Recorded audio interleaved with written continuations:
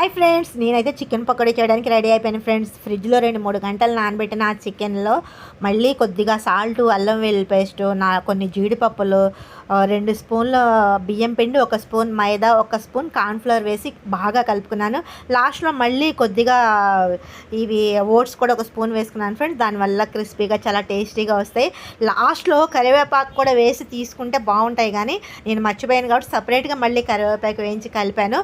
కానీ ఇది అయిపోయిన తర్వాత ఆయిల్ని అయితే నేను సింక్లో పోసేస్తాను ఫ్రెండ్స్, చల్లారిన తర్వాత. ఎందుకంటే అది మళ్ళీ నెక్స్ట్ దేనికైనా వాడితే అది పాయిజన్ కంటే కూడా డేంజర్ ఫ్రెండ్స్. సేమ్ డే ఏదైనా నాన్ వెజ్ కర్రీ ఉంటే వాడుకోవచ్చు, కానీ లేదంటే అస్సలు వద్దు, పడేయండి. ఎందుకంటే మామూలుగా మనం గారెలు, అప్పడాలు, వడియాలు వేయించిన ఆయిల్ అయితే వాడుకోవచ్చు దోశలకి వాటికి, కానీ ఇది అస్సలు వాడొద్దు ఫ్రెండ్స్. నిజంగా నేనైతే తందూరి సాస్, మయోనీస్, ఉల్లిపాయలు, నిమ్మకాయలతో ఎమ్మిగా ఎంజాయ్ చేశాను ఫ్రెండ్స్. మీ స్టైల్లో మీరు ఎలా చేస్తారో కామెంట్ చేయండి ఫ్రెండ్స్. Bye friends.